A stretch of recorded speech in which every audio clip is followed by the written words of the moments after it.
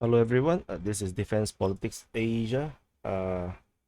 Sorry for the slightly later update because I actually had food poisoning, and then I still managed to update the map on the website defensepoliticsasia.com/Ukraine. You can actually go to the website. You can still use, you might have seen the latest information, but I wasn't able to do an update in the morning of Ukraine because I was like totally out of action. So the time now, as per this recording, is 12:35 in Ukraine. So it's actually noon time already.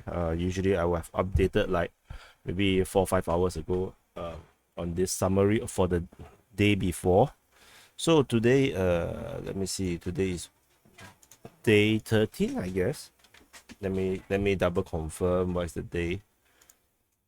Um, Yesterday I did the update for day 11, day 12, sorry. So I'm doing the day 13 at the start of day 14. So today is day 14 of the conflict. So this is the summary for day 13. So so we start off with the humanitarian side of things. Finally, the humanitarian evacuation seems to be working now.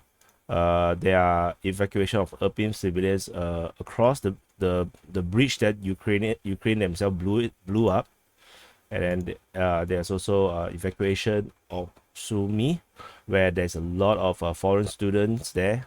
So all 700 Indian students, as well as there's 170 over African students, have been evacuated, and they are traveling on bus to Poltava. And then there's also evacuation of Kharkiv.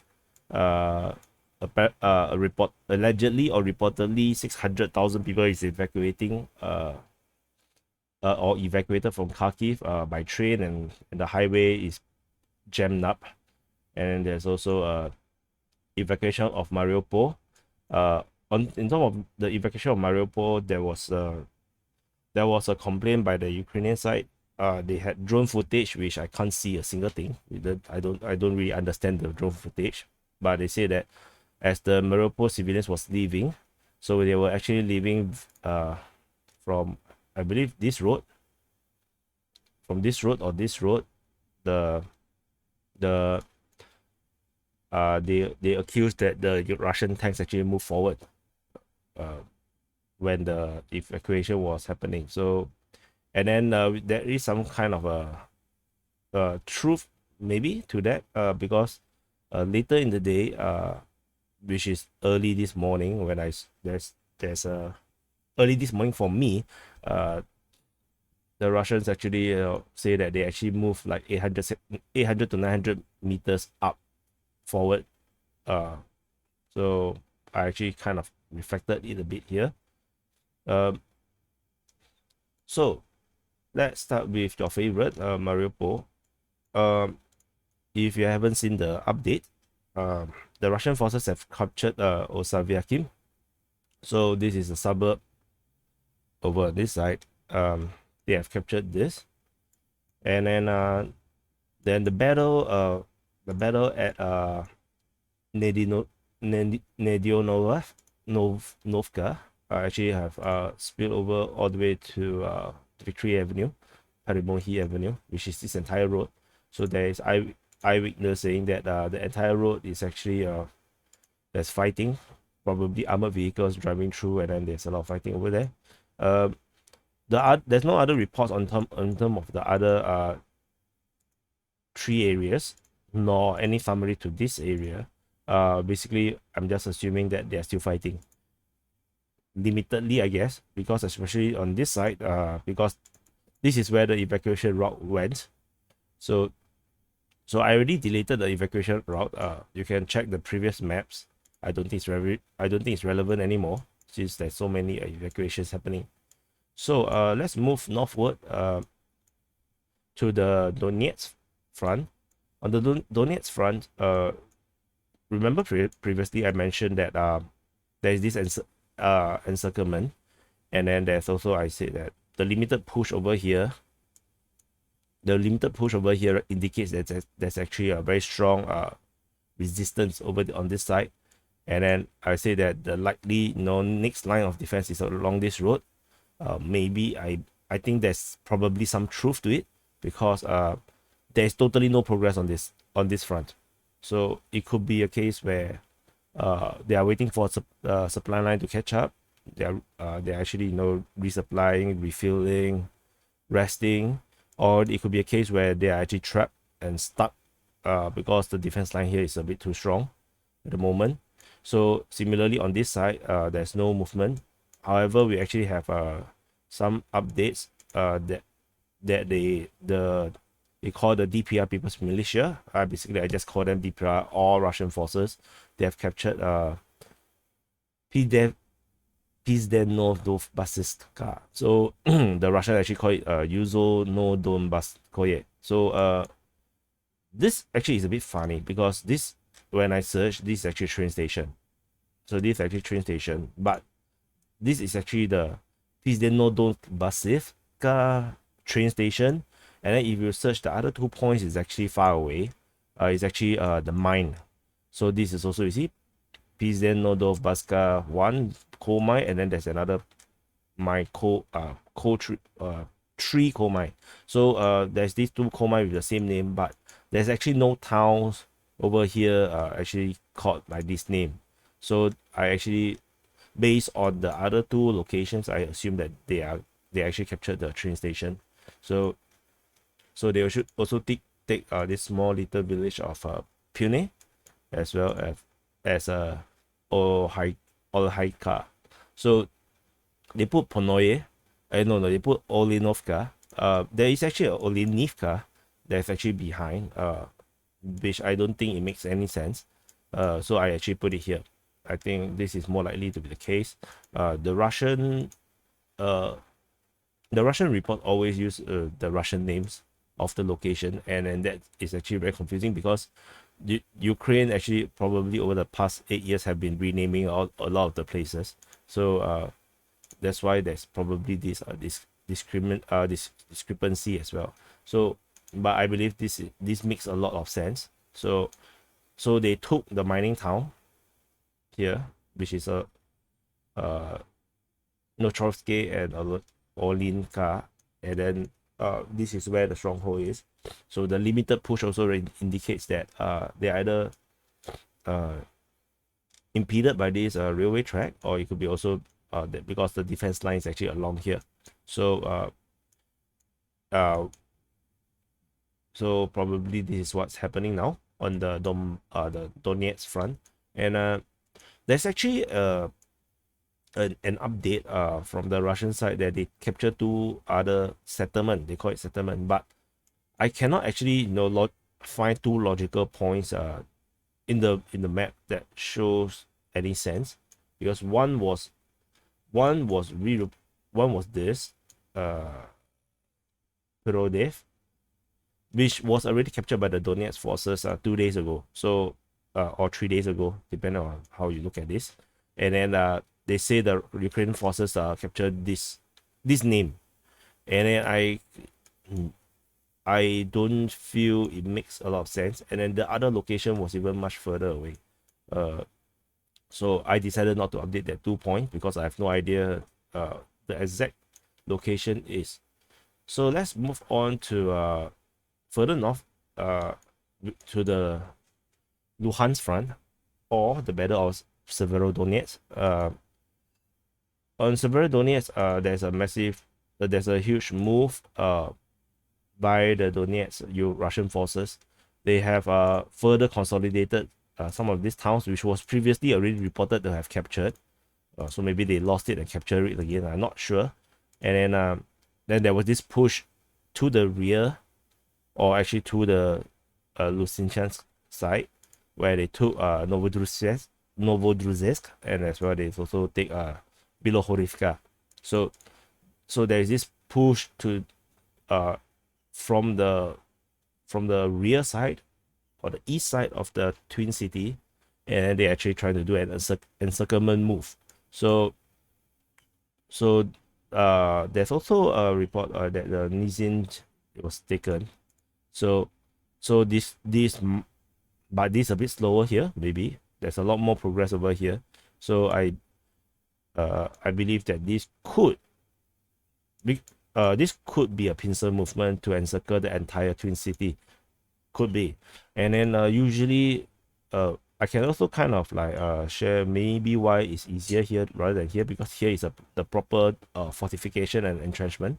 And then this part was not entrenched because this is actually part of this entire massive push that they blitz through and then they capture. So this could be actually behind their original defense line, which is why the defenses is much weaker. Not to mention that there's this massive forest over here that they might find it extremely difficult, and they might think that the river over here, the Severodonetsk river, might represent a natural barrier, making it easier to defend certain choke points like the bridges. Right, where's the bridges? Yeah, the bridges is always very hard to see. Yeah, it's all forest, you see. It's so hard for them to, you know, to reconcile how the Russians are able to cross. So perhaps the Russian uses pontoon bridges, or it could be a case where they actually, you know, I have no idea where's the bridges. So anyway, yeah, they somehow they just got through. So they got through. Yeah, that's how it is. So go to Izyum. Previously, I decided to put Izyum as captured, but I decided that would be against my method of how I plot this map. So I decided to put captures most of Izyum, and then so I think that's a good compromise. So as of I went to sleep, which is the early morning or midnight of Ukraine time, the Russians have not updated on Izyum. So I also indicate further that the Battle of Izyum is not ended yet. So this is actually, I actually indicated that Ukrainian resistance still actually exists in Izyum. So not much information on that further. I actually saw a Russian source saying that in the south of Kharkiv region, there's 2 battalions of the 93rd separate mechanized brigade. So this is rather infamous or famous brigade. They seems to capture a lot of Russian forces, and they were deployed from the Dnipro. Basically this long word is actually Dnipro region. The Russian word is Dnipropetrovsk region, and they tried to counterattack position of Russian troops. So basically they were counterattacking. So I'm not sure is it visible for you. So this entire part, this is the Kharkiv Oblast. So they said that they were fighting in the south of the region, and then as a result, the 250 personnel and 18 vehicles of the Ukrainians were destroyed. And then not sure where is the exact location for this battle. So this is actually one of the first instances where I saw a major counter-offensive beyond the Donbass front, that we saw Ukrainian counter-attack in a massive way. And there's also another one that actually, so in case you're confused already, we are in the Kharkiv front. So yeah, forgot to say that. So there's also another offensive, not sure if they are related or they could be related. So once I finish, you will probably see. So there is this map. They mentioned how this map, actually this blue square here is actually this point, and then if you can see that this river, this black river, this is the same black river here. So the Russians actually sent in the air force and took out an armor group from the Ukrainian side, which were traveling down this road. Which are trying to counterattack on the Balakliya, and they were taken out by Russian Air Force. And then the Russians are, so you can see the square here, and then there's this arrow upwards. So they were saying that Balakliya is now going to counterattack after the destruction of this armor group. Similarly, from the same group, there's also 2 other groups that went into Slobozhansk as well as Donetsk. and they kind of like try to take this point. According to the same report, the Air Force actually hit these two groups as well. But there is no indication whether they are destroyed or anything. But anyway, the Russians are actually counter-attacking up this road. They are going to go all the way up this road to the south of Kharkiv. So that is the intention, and this is why they were here. They are here to actually block the road.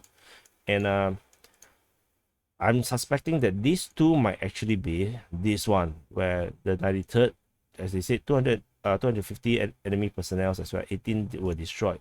And it could be a case where this 18 is actually, part of this group, because if you divide 18 by 3, there's 6, correct? So it could be a 6 armor vehicle, or there might be even more than that. Maybe it's a 4 armor vehicle, because usually it's a 4 armor vehicle that will make one attack group. So maybe they have 6, I'm not sure. So anyway, this could be indicating the failure of the Ukrainian counterattack on these two sides. They might be related, I'm not so sure. By the way, I just indicated. So because south of Kharkiv, this is actually in the middle of Kharkiv 8 region. So unless they're saying Kharkiv as in the city, then this will corroborate with the actions being reported on these two sides. The battle of Kharkiv, of course, continues. Anyway, by the way, the ceasefire continues to today as well. So maybe there won't be so much action. Maybe there would, not sure. There's also new information that the Izyum of this region is actually encircled. So on one Twitter, there's this one tweet that I saw on that actually is published a few days ago by Ukraine Updates 5. They say that Chernihiv and Izyum is still encircled. So as a result, previously I did not indicate this as being encircled, although the Russian forces is here. So now I've indicated that they are being encircled, similar to Chernihiv, and I have good reason to believe that this line actually will join with Chernihiv. In fact, even this road might be joined to this road all the way, is linked. So as a result, I also linked it all the way here. So there's also another report, or there's another tweet as well, saying that the Russian forces are killing civilians in Novi Kyiv. So Novi Kyiv is here. So this also indicates that Russians have control over this town here. So I actually linked up the entire road all the way to the key front, the key forces. So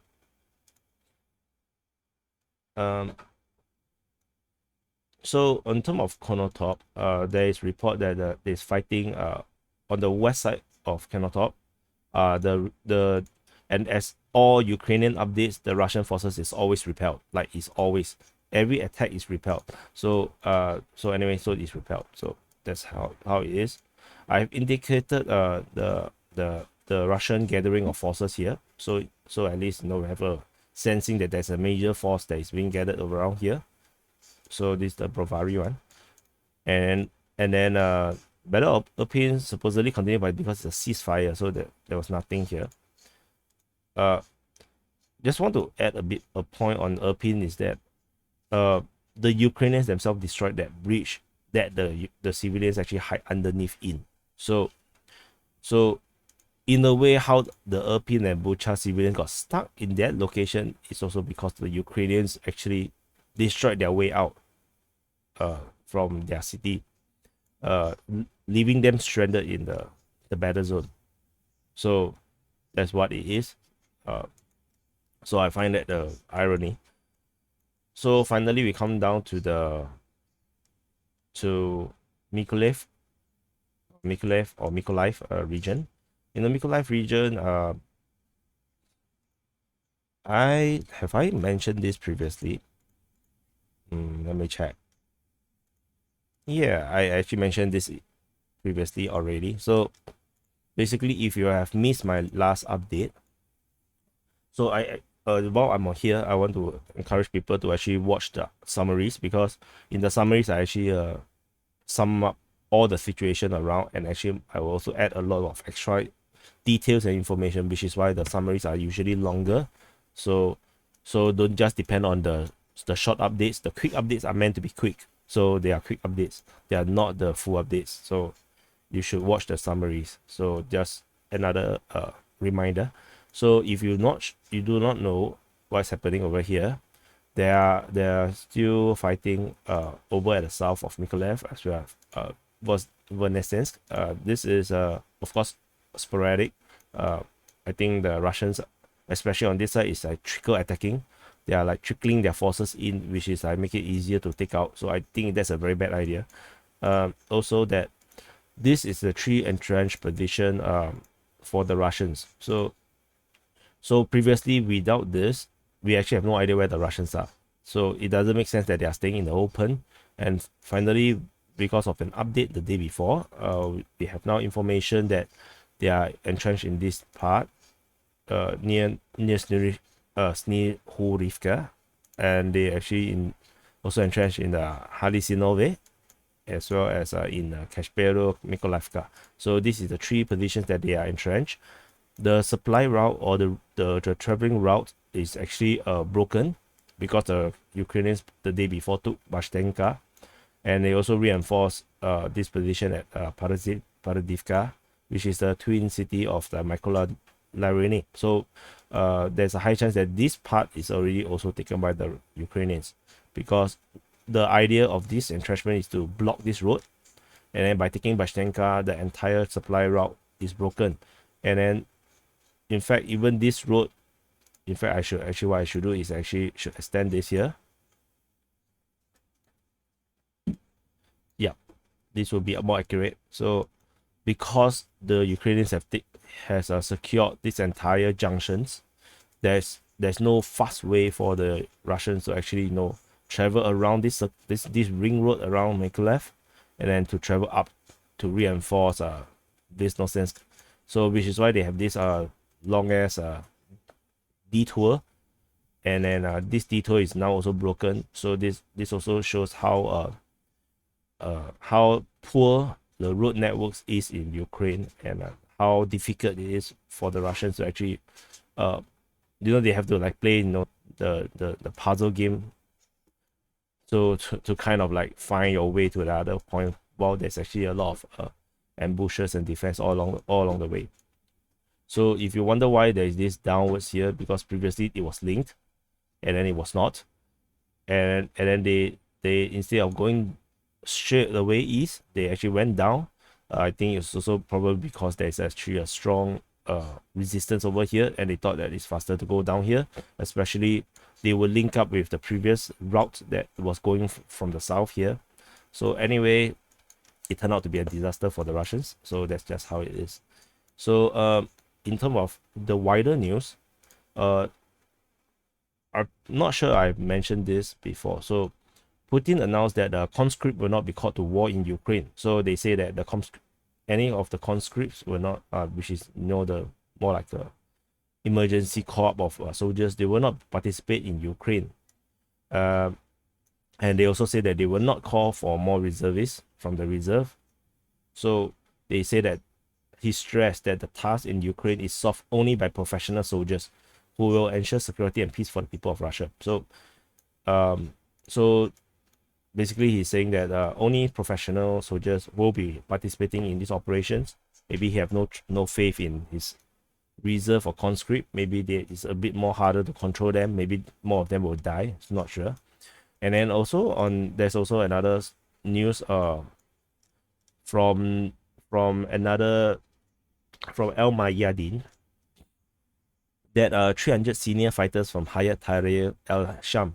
So Hayat Tahrir al-Sham is actually previously known as al-Nusra, and before al-Nusra they are known as al-Qaeda. Basically they are terrorists, they are extremists.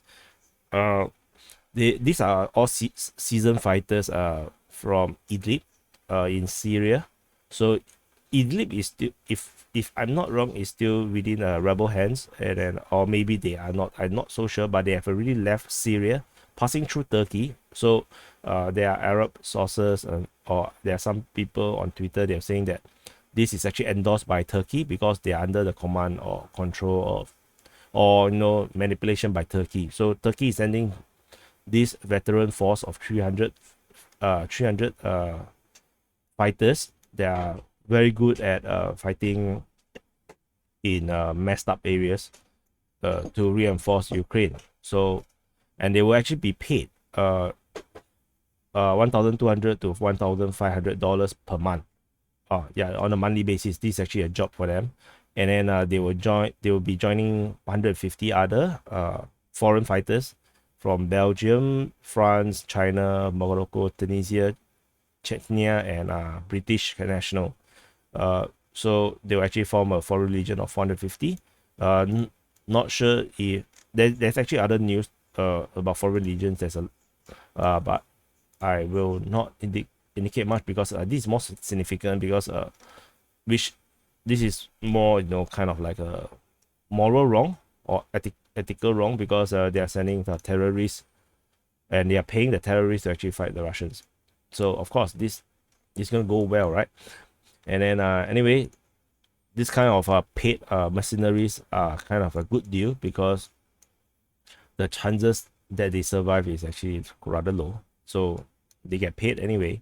So if they die, then you got free fighters. So not that bad. So this is the summary for the day of 13, day 13 of the war, day 13 which is 8th of March. So we are now in the noon, nearly 1 o'clock at in Ukraine. I believe there's update from the Russian side already. I will be updating it on the map. The quick updates will probably come like maybe in 4 to 5 hours time. So it won't be so fast because it takes time to go through the information. And then if you like this update and you think this is useful to you, please subscribe and please like. Thank you for your support as well. As of this moment, we have 500 subscribers already. So I'm actually in kind of like halfway there in terms of subscribers. So thank you so much for all your support and help to grow this channel. You are part of this channel now. You're part of this community, and it's because of you that all this update will continue to come. And then I'll see you in the next update. So if you are unsure, you can always go to defensepoliticsasia.com/Ukraine to find out the latest information on the map, because I will be updating as soon as I can. So the map will always be more updated than what you see on video. And also you may also catch me on Twitter at Defense Politics. Instagram I will not be posting anymore because Instagram actually kind of like shadow ban us from posting anything. So we won't be able to post anything on Instagram.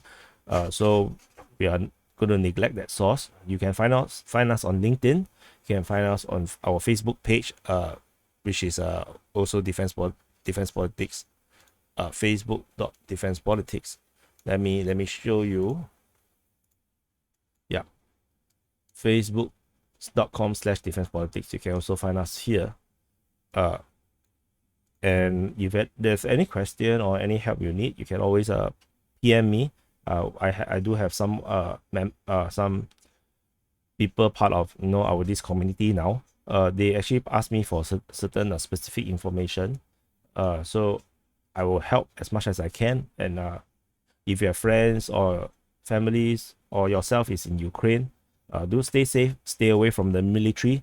Doesn't matter it's Ukrainians or the Russians. Just stay away from all military. Don't go near, especially tanks and surface-to-air missiles. Run far away from them. Go hide in the suburbs, in the village, or in the small towns. Avoid major cities. Avoid major hubs, because this will be all military targets, and any military units will be military target as well. So you do not want to be anywhere near any soldiers or anyone that carries a gun. So even civilians with rifles, stay away from them.